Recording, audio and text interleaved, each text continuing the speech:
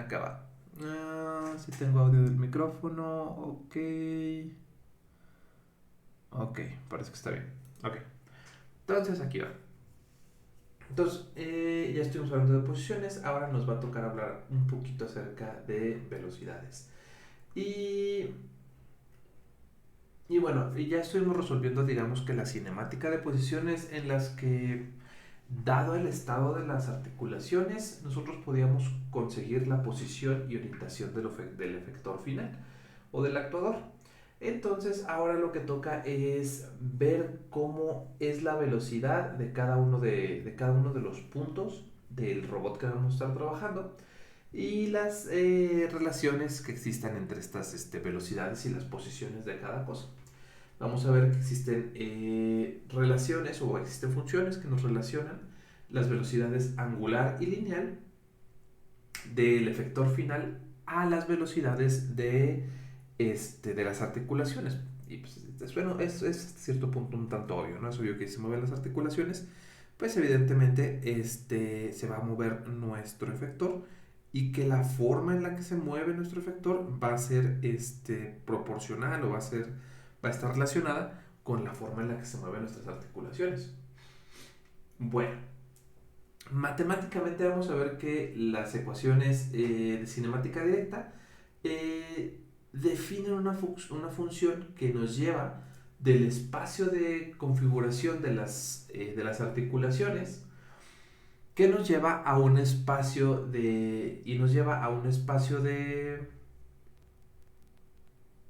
posiciones en el espacio cartesiano. Es decir, el problema original o el del problema de las ecuaciones cinemáticas, tenemos un espacio en el que están las variables de estado de las articulaciones, que las denotamos como las QI, y esto nos llevaba y tenemos entonces una función que nos lleva de las QI a una posición que regularmente la poníamos como el vector 0 n con de la posición del marco n con respecto al marco 0, que pues, ya al final del día son una tercia de números x, y, z. La función que nos traía de las variables de estado a la posición eran las traslaciones que iban desde 0 hasta n. Y eso era lo que nos daba como la solución del problema. Bueno, pues ahora nosotros vamos a requerir ver para la relación que nos va a determinar las relaciones entre las velocidades, vamos a denominarlo, en algún momento vamos a estudiar y vamos a ver que se le denomina un jacobiano. El jacobiano va a venir siendo una matriz que generaliza, que de alguna manera es la generalización de la derivada de una función. De manera que el jacobiano vamos a poder verlo como la derivada de una matriz o la derivada de una función de varias variables. Bueno, digamos que es una matriz de derivadas del jacobiano, pero ya lo vamos a derivar formalmente.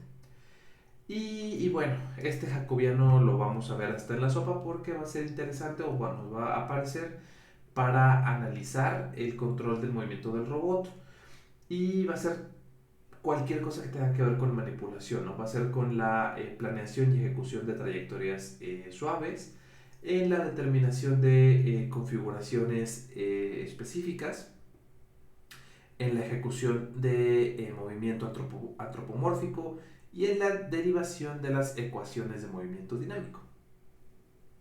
Todo esto vamos a toparnos con el jacobiano. Pero antes de empezar a ver el jacobiano, vamos a ver que voy a necesitar empezar por el hecho de definir las velocidades en un cierto marco de referencia o para los problemas que vamos a estar resolviendo. Y vamos a empezar definiendo la velocidad angular para el caso de un eje fijo. Ok, entonces vamos a verlo de esta manera.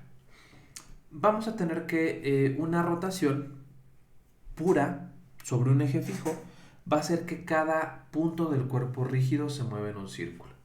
Eso lo podemos ver de este lado. Imagínense por ahí que ustedes tienen algo de este estilo, ¿no?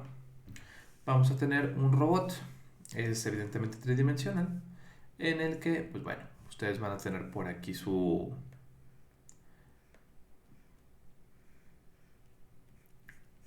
marco base. A partir de aquí ustedes pueden tener, sí, pueden tener un barril que permite la rotación. Y ya de aquí, pues bueno, pueden tener su viga o su link a un enlace que los lleva a otro robot, a otro brazo de este lado, ¿no? Donde esta es una articulación. Ok. Si yo roto a través, digamos, sería, digamos, mi Z0, lo voy a poner en rojito. Este sería un Z0. Y voy a tener un Z1 que sale de la pantalla a través de este lado. Ok.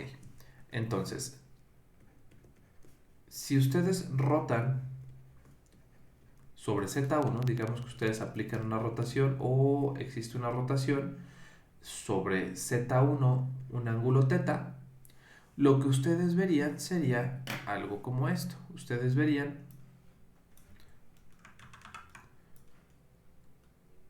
que esto de acá, no, espérense, lo quiero en negro, ahí está, y luego vamos a poner en azul la rotación.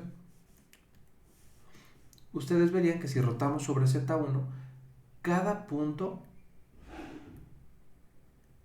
que se gira o cada punto sobre la viga experimentaría una rotación de un ángulo teta. Es decir, si rotamos de aquí hasta, digamos, aquí, se experimentó una rotación de todos los puntos, de cada uno de los puntos, por un ángulo teta. Y si ustedes lo vieran, o si tuviéramos una rotación sobre Z0, un ángulo alfa, digamos, ustedes lo que verían sería lo siguiente. Ustedes verían, visto desde arriba, verían, digamos, por aquí verían el cuadrado que está fijo. Después verían el cilindro que corresponde a Z0. Y por ahí verían un puntito negro que corresponde a la viga. Y después verían otro puntito negro que corresponde, vamos a poner esta viga de color morado para que no se nos reburuje. Esta viga de color morado ustedes la verían de esta manera. Y entonces una rotación de un ángulo alfa, digamos que rotan para que esté en el sentido positivo, tendríamos que rotar de aquí hacia acá, digamos, de aquí hacia acá. Ustedes rotarían un ángulo alfa, donde nuevamente cada punto experimentó el mismo ángulo de rotación. Bueno, entonces cuando tenemos una rotación pura sobre un eje, vamos a tener que cada punto del cuerpo rígido, en este caso que era cada punto del bracito del robot, se mueve sobre un círculo o se mueve sobre un cierto, pues sí, tiene una trayectoria circular. Y entonces el centro de este círculo está sobre el eje de rotación, que ya lo vimos de la figura. Bueno, de aquí sigue lo siguiente. Al final del día, cada punto rígido va a barrer un ángulo teta, un ángulo de rotación, con respecto a la línea central que lo une respecto al círculo. Eso veríamos que en general, aquí puede sonar como confuso la parte de la línea que lo une respecto al eje vertical, pero no es nada más que ustedes tienen un eje de rotación, van a trazar una trayectoria alrededor de esto, y pues nada más les dice que la línea que une la trayectoria o el punto con el eje de rotación va a ser donde está definido nuestro ángulo alfa, teta, beta o el que le toque. Órale pues. Bueno, y entonces vamos a tener que bajo estas condiciones yo puedo definir la velocidad angular como la velocidad angular va a ser teta punto por k, donde teta punto no es otra cosa que, por acá, igual vamos a ponerlo como notas, vamos a ponerlo como comentarios, donde teta punto no es otra cosa que la derivada de teta con respecto a tiempo, o la razón de cambio del ángulo con respecto al tiempo. Y donde k es un vector unitario en dirección del eje de rotación. De alguna manera, yo lo que voy a estar diciendo es que la rotación va a tener una dirección. Y esto va a ser útil a la hora en la que nosotros tengamos que definir velocidades angulares con respecto a diferentes marcos de referencia y diferentes ejes de rotación. Va a ser útil definir la dirección de esta rotación en términos de una magnitud y una dirección. Entonces, dicho de otra manera, si yo tuviera que mi robot está girando, como este caso, en Z1 y θ, con una cierta velocidad omega 1, veríamos que omega 1 sería igual a un vector que nos da cómo varía θ con respecto al tiempo en la dirección k, donde la dirección k, esta dirección k, está en la dirección del eje de rotación, que sería en este caso sobre Z1. Entonces, K sería paralelo a Z1.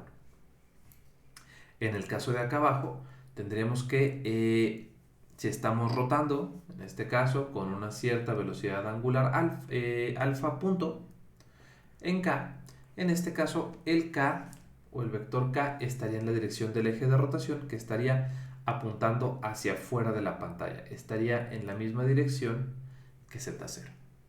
Entonces, para cualesquiera dos vectores, siempre que ustedes vean una rotación, la rotación va a ser perpendicular a la rotación.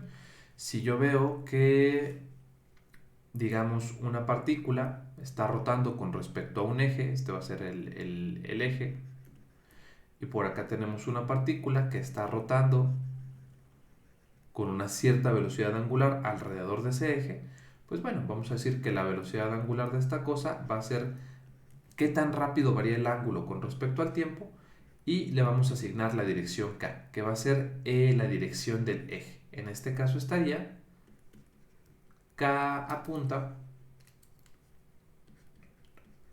sería igual al vector que apunta hacia afuera de la pantalla. Hacia afuera de la pantalla.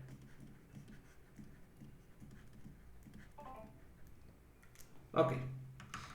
Y entonces, ya tenemos definida nuestra velocidad angular en términos de una rotación en un espacio tridimensional de un cuerpo rígido. Lo que sigue es que vamos a ver de su cuerpo de mecánica del cuerpo rígido. Ustedes ya saben que la velocidad lineal de un punto está dada por omega cruz r, es decir, la velocidad angular cruz con el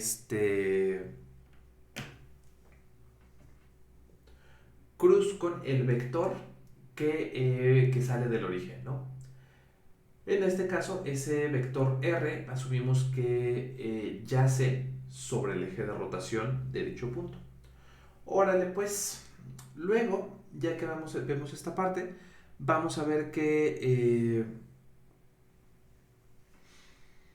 en general voy a tener que la velocidad angular y la velocidad lineal no va a ser la misma para cada uno de los puntos, sino que la velocidad angular que recorre cada punto es la misma, pero la velocidad lineal no va a ser de esta manera, ¿no? Véanlo de la siguiente manera. Si ustedes tienen un tocadiscos, vamos a ver su tocadiscos por la parte de arriba. Ustedes tienen su tocadiscos, que es una cajita de esta manera.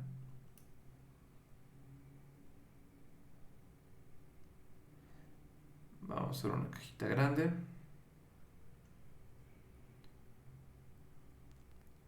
Ahí está. Tienen acá su cajita y por ahí van a poner ustedes su disco, o que la cajita naranja. Luego ustedes van a tener un disco de color negro.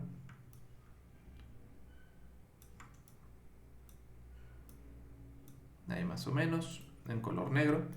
Y ustedes ya saben que su disco tiene, las pistas están divididas sobre ciertas regiones concéntricas. tienen diferentes pistas de esta manera. Por ahí una pista de esta forma.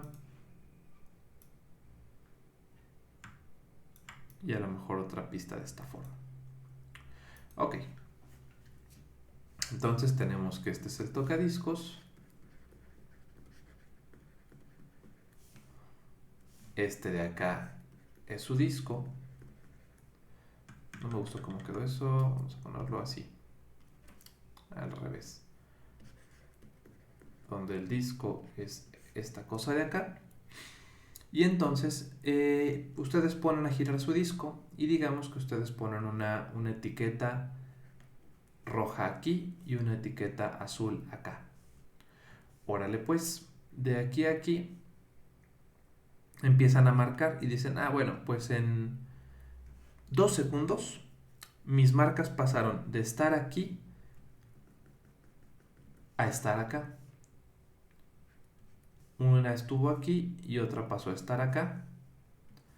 Y de aquí a aquí pasaron 2 segundos. Ok, entonces diríamos que el desplazamiento en teta o el cambio en el ángulo, digamos teta inicial, bueno, delta teta sería igual a teta final menos teta inicial. Teta final digamos que fue de 90 grados.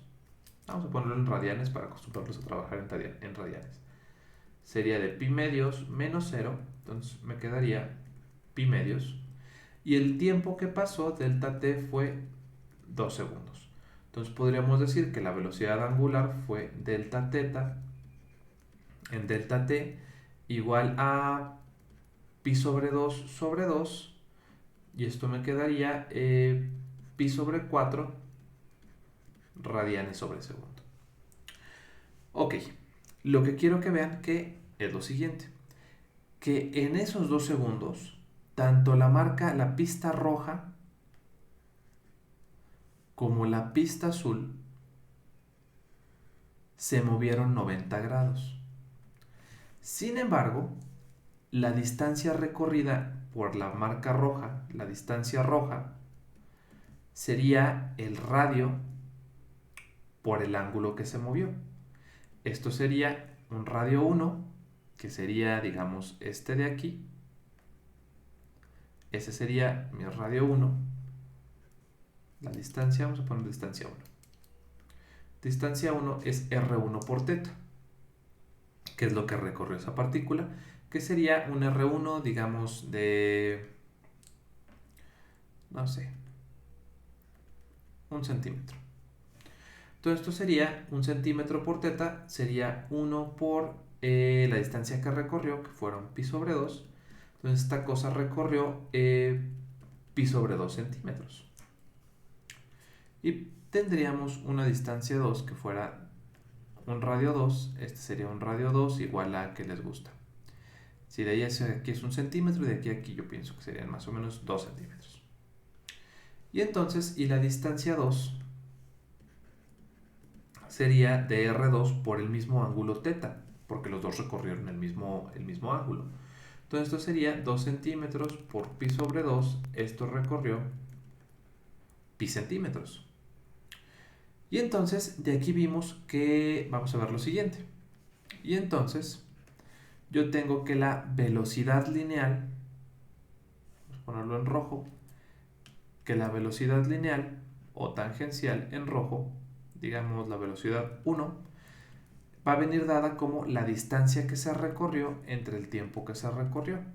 Esto es pi sobre 2 centímetros entre el tiempo que fueron 2 segundos. Esto tiene una velocidad de pi sobre 4 centímetros sobre segundo. Y por otro lado tengo que la velocidad 2 es igual a la distancia 2 entre el tiempo, que fueron los pi centímetros sobre 2. Esto me queda pi sobre 2 centímetros sobre segundo. De aquí que entonces yo puedo deducir que a pesar de que las velocidades angulares para la línea roja y la línea azul fueron la misma, las velocidades tangenciales o las velocidades lineales no son la misma. Tengan cuidado con esa parte. Bueno, ya vimos también esta cosa. Ya vimos que que las velocidades lineales y tangenciales no son lo mismo.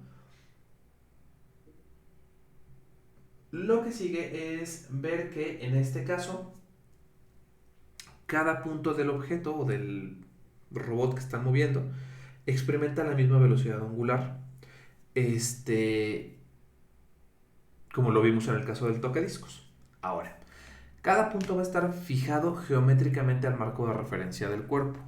Es decir, en el caso del tocadiscos, no importa dónde escojan ustedes un punto, no importa dónde lo agarren, ustedes van a saber las coordenadas de ese punto porque a cada punto le puedo asignar yo unas coordenadas respecto a un marco de referencia que está anclado al eje que se está moviendo o al disco. En el caso del robot, ya saben que cada articulación tiene fija o tiene asignada, perdón, no cada articulación, sino cada link, cada enlace, cada viga, tiene asignado un marco de referencia y yo puedo asignarle un punto o cada punto tiene asignadas unas coordenadas respecto a ese marco de referencia. Órale, pues, de aquí entonces que si yo muevo o si yo roto mi marco o si yo roto mi robot, cada punto del robot va a girar con la misma velocidad angular. De manera que entonces la velocidad angular se convierte en una propiedad directa del marco de referencia y no tanto del cuerpo en sí. Como en el caso del tocadiscos, que la rotación depende o la rotación de cada punto del disco rotó junto con el disco, donde mi disco es mi marco de referencia. Bueno, y entonces, y luego voy a tener que, bueno, para cada punto voy a obtener una velocidad lineal que está relacionada con que está relacionada con ¿cómo se dice? Con nuestra velocidad angular, pero ya tenemos que puede haber variaciones en cada punto, ¿no? Y entonces llegamos a que nuestra velocidad omega o la velocidad angular con la que se mueve nuestro robot o nuestro brazo, con la que gira nuestro sistema, es en realidad la velocidad angular con la que gira nuestro marco de referencia. Y con eso terminamos de definir nuestras velocidades angulares para un eje fijo. Ya después iremos ampliando esta definición. Pero ahora lo que sigue es definir una herramienta matemática, una microherramienta que nos será de utilidad más tarde, y que son las matrices simétricas sesgadas. Es la traducción como más cercana que encontré. Pero en general son las matrices skew-simétricas o skew. Me parece que se pronuncia skew-symmetric.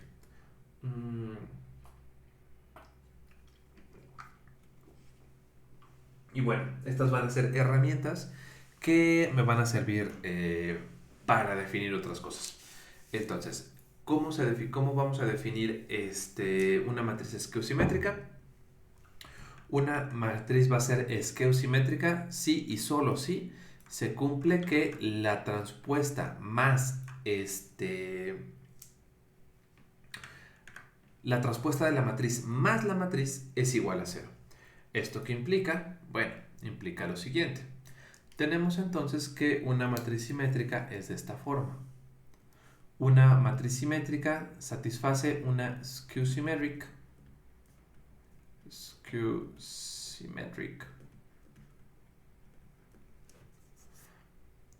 Se cumple que S transpuesta más S debe de ser igual a 0. Ahora, si yo defino esta matriz S, la defino como una matriz de 3 por 3, 2, 4, 6, de manera que yo tenga S11, S12, S13, S21, S22, S23, S31, S32, S33. Entonces S transpuesta me quedaría al revés, me quedaría S11, S12, S13, la diagonal queda igual, S12 me quedaría aquí, S13 me quedaría acá, aquí me quedaría S21 Lo único que estoy haciendo es transponiendo, cambiando este por este por este y este por este. Entonces S21, S12, aquí me quedaría S31, aquí me quedaría S32 y aquí me quedaría S23. ¿Sí? Aquí me equivoqué, este es S22 y este es un S33. Ok, la suma de estos implicaría que S traspuesta más S me quedaría la suma de estas cosas. Me quedaría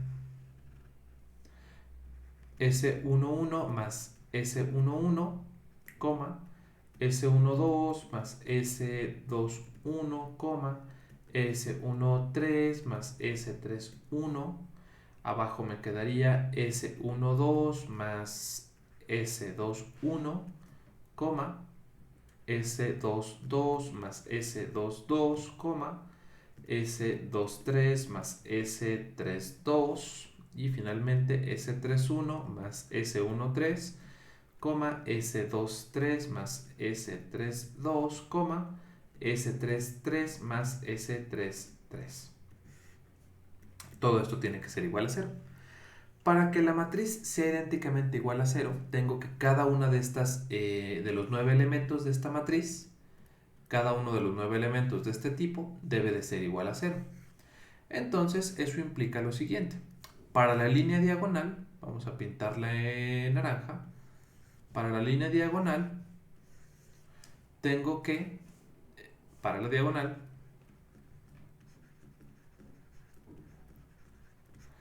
tengo que S11 más S11 debe de ser igual a 0.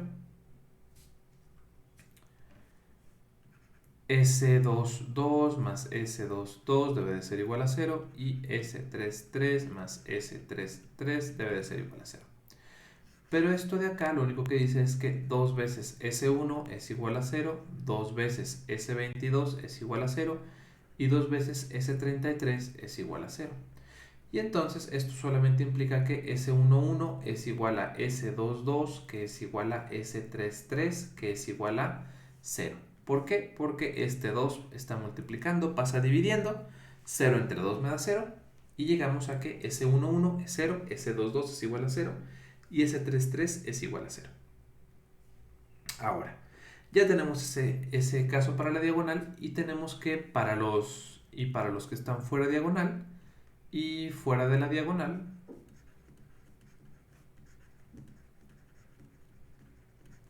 tendríamos que, si se fijan, siempre es lo mismo, siempre es el S12 con el S21, el 31 con el 13. Nada más están cambiados los índices de estas cosas. Entonces, para la diagonal, fuera de la diagonal, tendríamos que un cierto S y J más un cierto SJI debe de ser igual a 0. Lo que implica entonces que SIJ debe de ser igual a menos SJI. O indica que los elementos transpuestos van a ser el mismo elemento pero con signo distinto. Teniendo toda esa información, entonces yo puedo definir una matriz S de la siguiente manera. Y entonces mi S, 2, 4, 6, yo ya sé que los elementos de la diagonal tienen que dar 0. Y si yo tengo 3 elementos, digamos el 1, serían por acá, 1, 2, 1, 3. Este sería S12, S13. Y el de acá que sería 21, 22, 23, S23. Entonces el de acá me quedaría S12, el de acá me quedaría S13 y el de acá me quedaría menos S23. Dicho de otra manera, que espero que sea más clara, yo solamente dependo de 3 elementos, A, B y C. Y esto me quedaría menos A, menos B y menos C. Esa es la forma general que tiene que tener una matriz esqueosimétrica. ¿Qué es lo que tenemos acá? Perdón. Entonces, ah, ah, tenemos estas dos relaciones que ya vimos de dónde salían, que salen de esta misma implicación de que S transpuesta más S sea igual a cero, y dedujimos también cuál es la forma general que tiene que tener esta cosa de acá.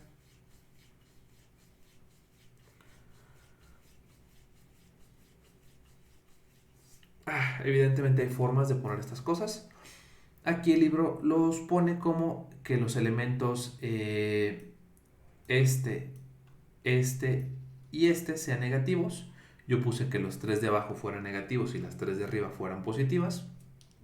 Son diferentes formas de decir exactamente lo mismo. O cumplen condiciones equivalentes. Y entonces voy a utilizar la notación del libro. Y entonces yo lo que voy a tener es lo siguiente. Que para una matriz cualesquiera, o yo lo puedo asignar una matriz a un vector ABC. Y entonces yo puedo, digamos, aplicar una matriz hacia un vector A, tal que A es igual a X, a Y y a Z. Vamos a corregir esta cosa de una vez. Esto me queda. Estoy diciendo que queda negativo. Y este. Que sería lo mismo que decir que quedan negativos este y este. Que nuevamente vemos, se siguen cumpliendo todas las condiciones de la matriz esqueosimétrica.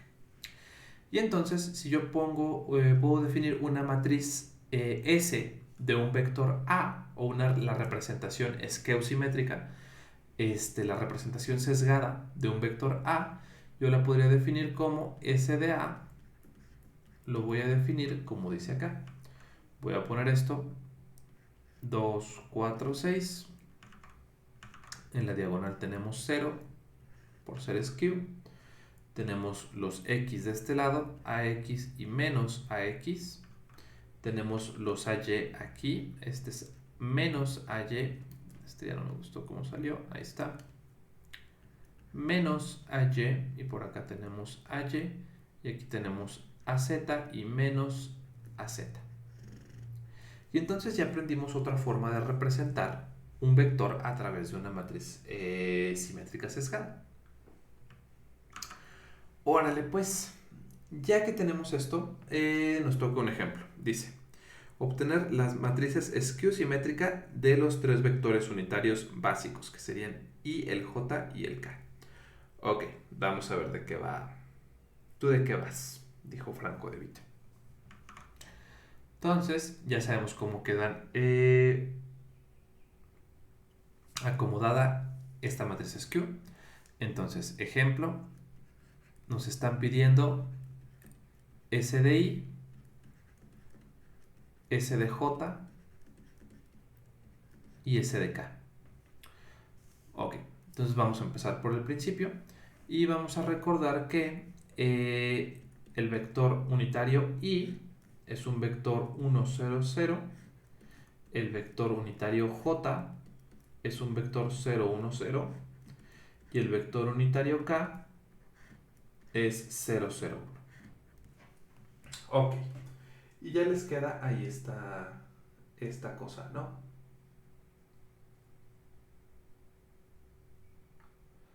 Ok. La pregunta es, ¿cómo me va a quedar mi matriz esqueosimétrica? Bueno.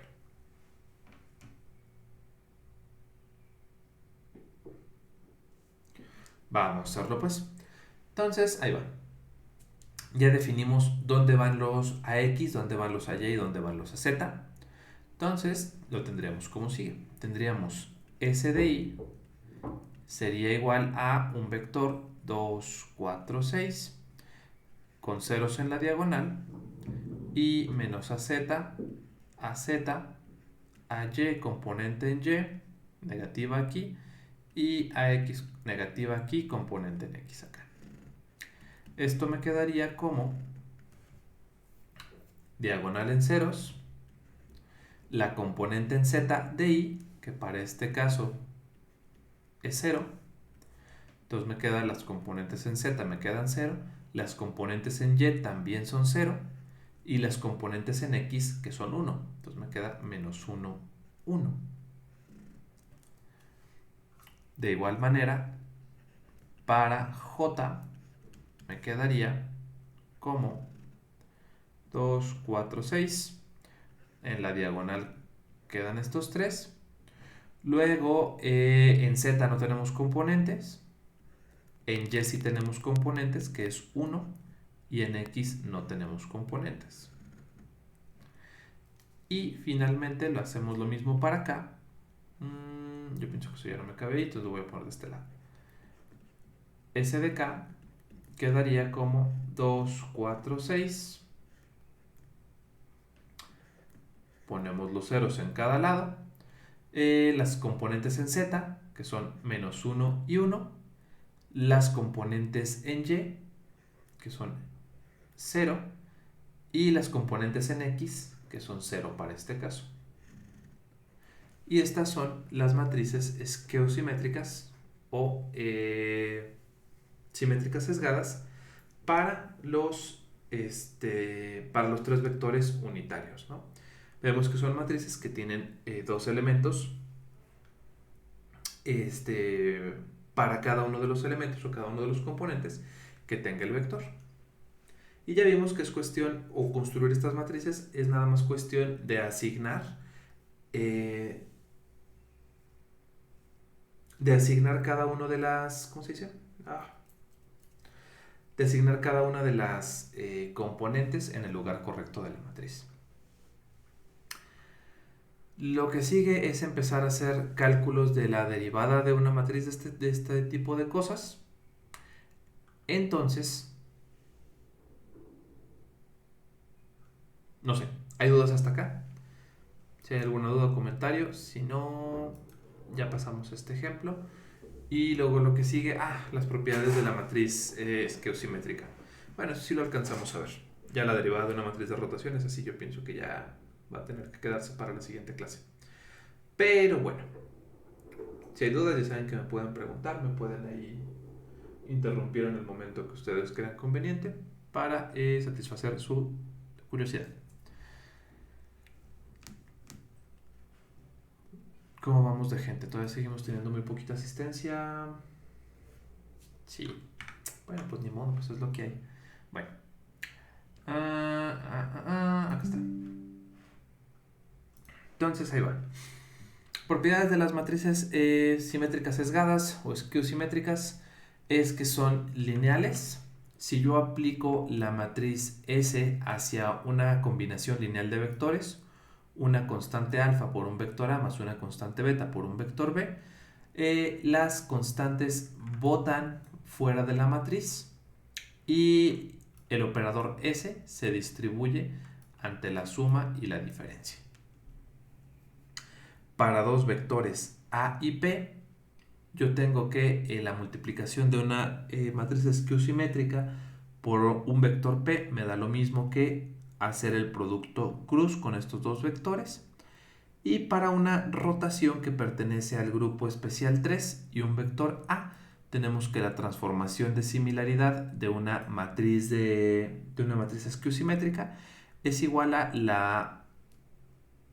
la representación esqueosimétrica de la rotación aplicada sobre el vector. Vamos a verlo de esta manera. Ahí va. Entonces, vamos a ver cómo queda esta parte. La primera cosa que tenemos es lo de acá. Tenemos la linealidad de las matrices esqueosimétricas. Tenemos entonces la linealidad que nos dice que S aplicado a un alfa vector A más un beta B, esto de acá sería lo mismo que tener, vamos a definir primero alfa A más beta B. Esto sería un cierto vector, una constante alfa que multiplica un vector AX, AY, AZ y más un beta, un escalar beta, 2, 4, 6, que multiplica un bx, by, bz. Esto de aquí me quedaría como un vector que quedaría alfa por ax más beta bx, alfa ay más beta by y alfa az más beta bz. Ahí está. Esto no es lo que nos quedaría nuestro vector. Mi matriz aplicada a ese vector me quedaría S aplicada a alfa A más beta B. Me quedaría como, dijimos que eran AZ, era de esta manera, 2, 4, 6. Y me quedaba 0 en este lado. Me quedaban aquí componente Z, componente Y, componente X, componente Z, componente Y, componente X. Este era negativo y este era negativo. Y entonces esto de acá me quedaría como lo que sigue acá. Nos quedaría 2, 4, 6. Ahí va. 0. Luego en AZ me quedaría de la siguiente manera. Me quedaría alfa AZ más beta BZ, coma, coma, coma. Acá me quedaría menos alfa AZ menos beta BZ, 0. Me quedaría aquí menos AY menos alfa AY menos beta BY. Eso me quedaría también de este lado. Aquí está, AY. Me quedaría menos alfa. Este es el positivo. Entonces me quedaría alfa AY más beta BY. Luego las componentes en X, que serían, aquí va la negativa, menos alfa AX menos beta BX. Y acá me quedarían alfa AX más beta BX. Cerrado. Y entonces esto nos quedaría de esta manera. Ya vemos cómo nos queda esta matriz esquiosimétrica. Pero esto yo lo puedo poner o lo puedo factorizar de la siguiente manera. Yo esto lo puedo poner como una matriz 2, 4, 6. Voy a ponerlo de la siguiente manera. Bueno, ahí va. 0. Voy a poner primero esos tres elementos. 0 con lo que sería alfa AZ menos alfa AY. Aquí me quedaría alfa AZ, 0, alfa AX, coma, coma, coma, coma, coma, coma, alfa AY menos alfa AX, 0, más una matriz que sea 0. Aquí me quedaría beta BZ menos beta BY, coma, coma, coma. Esto yo lo puedo poner como menos beta BZ, 0, beta BX, coma, coma, coma. Y aquí me quedaría beta BY menos beta BX y 0. Esto de acá me quedaría, si yo hago la suma, pues van a ver que me queda exactamente lo de arriba. Y ahora yo tengo un factor alfa y un factor beta que puedo sacar de acá. Esto me quedaría un alfa por la misma matriz de acá, 0 a z menos a y, a z negativo, 0 a x, coma, coma, coma, a y menos a x, 0, más un beta, 0 bz menos by menos bz 0 bx, by menos bx 0. Pero esto no es otra cosa que alfa por la representación S de A más beta por la representación S del vector B. Y queda demostrada la primera propiedad de las matrices esquiosimétricas. Ya las que siguen pues las vemos la siguiente clase porque por ahorita ya se me acabó el tiempo.